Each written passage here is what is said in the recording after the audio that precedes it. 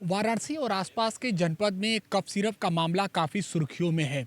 अलग अलग तस्वीरें और अलग अलग तार इससे जुड़े हुए सामने निकल कर आ रहे हैं। वहीं इसी बीच इस मामले में एसटीएफ ने अमित सिंह टाटा को गिरफ्तार किया है।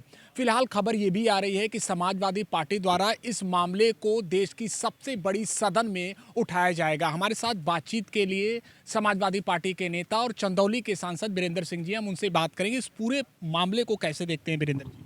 देखिए, हमारे लिए सबसे आश्चर्य और सोचनीय विषय यह है कि वाराणसी जनपद में जहां कई वर्षों से लगातार इतनी जहरीली दवाओं से संदर्भित एक रैकेट चल रहा था और ये कतई माना नहीं जा सकता कि बिना पुलिस संरक्षण और सफ़ेद पोश की लिप्तता के ये सिंडिकेट वर्षों से यहाँ संचालित नहीं हो सकता। ऐसी दशा में इसकी जांच की मांग होनी मैंने किया है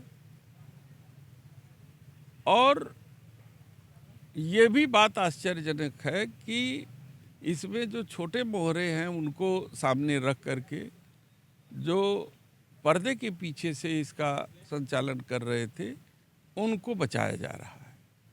शुभम जायसवाल भारत में है कि भारत के बाहर है, इसका कोई सबूत किसी अधिकारी के पास नहीं है। केवल यह कह के कि विदेश भाग गया और इसका कोई सबूत न दे करके केवल ध्यान भटकाने का काम ये जांच अधिकारियों के द्वारा किया जा रहा है।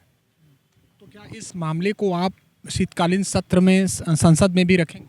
मैंने इस संदर्भ में इसकी उच्च स्तरीय जांच, यहाँ तक कि सीबीआई जांच और साथ ही साथ न्यायिक अधिकारियों के देख रेख में इसकी गहन छानबीन करने के लिए हमने एक नोटिस दिया है आने वाले सत्र में, जो एक्सेप्ट भी हो गया है। संभवतः मंगलवार को वो सदन में आएगा और उसको हम वहाँ पे प्रेषित करेंगे। बीरेंद्र जी, 12 राज्य हों, इसके अलावा केंद्र शासित प्रदेश हो, वहाँ एसआईआर की प्रक्रिया पूरी की जा रही है। उत्तर प्रदेश में भी चल रही है। ऐसी घटनाएं सामने आई है जिसके बाद विपक्ष का कहना है कि बीएलओ पर जबरदस्ती दबाव बनाया जा रहा है, और जबकि सरकार ने इस बात को सिरे से इनकार किया है। आप कैसे देखते हैं? क्या आप मानते हैं कि एसआईआर की प्रक्रिया जो इस समय चल रही है वो स्पष्ट है, पारदर्शी है, पूरी तरीके से सही है? क्योंकि सरकार का ये कहना है कि यही एक माध्यम है जिसके माध्यम से मतदाता सूची को हम अपडेट करा रहे हैं। देखिए, जिन मतदाता सूची से मैं चुना गया, जिन मतदाता सूची से हमारे प्रधानमंत्री चुने गए, उस मतदाता सूची को कंडम कर दिया जाए और उसे अवैध कर दिया जाए तो उससे चुना हुआ प्रतिनिधि कैसे वैध हो सकता है? अगर उसे शोधन करना है तो उसी मतदाता सूची में अपना बीएलओ लगा करके या किसी को लगा करके जो नाम उसको संदिग्ध नज़र आ रहे हैं उसको विलोपित कर दे और जो नए नाम जोड़ने हैं उसको जोड़ दे। उसमें घुसैटिया उसे चिन्हित कर ले। उसमें जब डबल है ईपिक नंबर से खोज करके एक नंबर डिलीट कर दे। लेकिन उस 50 साल की कवायद वाली सूची को आप एकदम से कंडम कर दीजिए और नई मतदाता सूची ले आइए और करीब करोड़ों मतदाताओं को मतदान करने से आप वंचित कर दें। ये उनके साथ उनके फंडामेंटल राइट का हनन है जो इलेक्शन कमीशन कर रहा है। हर भारत नागरिक को अधिकार है कि उसका नाम मतदाता सूची में आए और जो है कि उसको वोट देने का भी अधिकार है कि वो अपने प्रतिनिधि के चुनाव में अपनी भागीदारी सुनिश्चित करे। तो क्या इलेक्शन कमीशन एफिडेविट देगा कि मैंने जो मतदाता नई सूची बनाई है उसमें सारे मतदाताओं का नाम आ गया है? ये जिम्मेदारी न किसी राजनीतिक दल का है, न ये जिम्मेदारी किसी अन्य का है। ये जिम्मेदारी सीधे सीधे इलेक्शन कमीशन का है कि देश का हर वो वैध नागरिक जो भारत का निवासी हो उसका नाम मतदाता सूची में अंकित होना चाहिए। और इसका एफिडेविट जो है कि इलेक्शन कमीशन देगा। एक अंतिम सवाल, उत्तर प्रदेश सरकार ने भी एक महत्वपूर्ण फैसला लिया है। पहचान पत्र के रूप में जो आधार कार्ड होता है उसे कहा अब आदेश दिया है कि इसे जन्म प्रमाण पत्र के तौर पर नहीं देखा जाएगा। मतलब एक तौर पर आधार कार्ड को एक वैलिड करने की बात, इस असमंजस की कई स्थिति रहती है, लेकिन अब ये दिशा निर्देश आप इसे कैसे देखते हैं? भाई, जन्म प्रमाण पत्र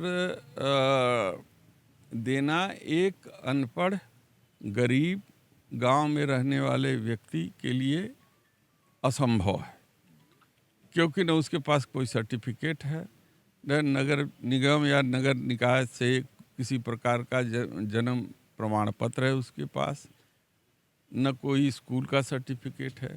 तो ऐसी दशा में अपने जन्म का प्रमाण पत्र वो कैसे देगा?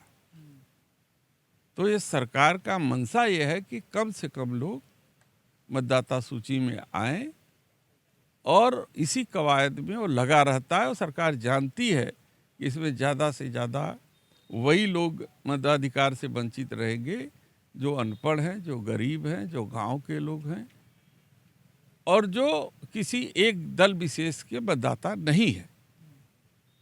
तो उसी के इशारे पर काम हो रहा है। एक अंतिम सवाल, अयोध्या के बाद आज गोवा में भी प्रधानमंत्री नरेंद्र मोदी भगवान राम की ऊंची एक प्रतिमा का अनावरण कर रहे हैं। आप क्या कहेंगे? आप शुभकामनाएं देंगे गोवावासी? देखिए, ये काम सरकार का नहीं है। यदि आप संविधान को मानते हैं तो मेरा संविधान किसी भी धर्म विशेष को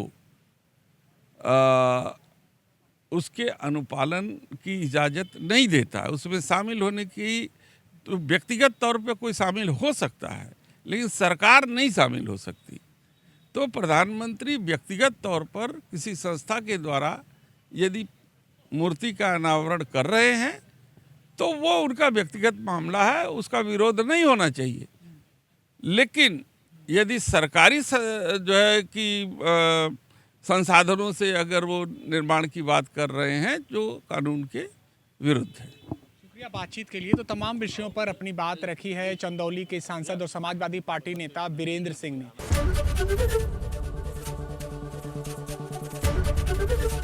एबीपी गंगा, खबर आपकी, जुबान आपकी।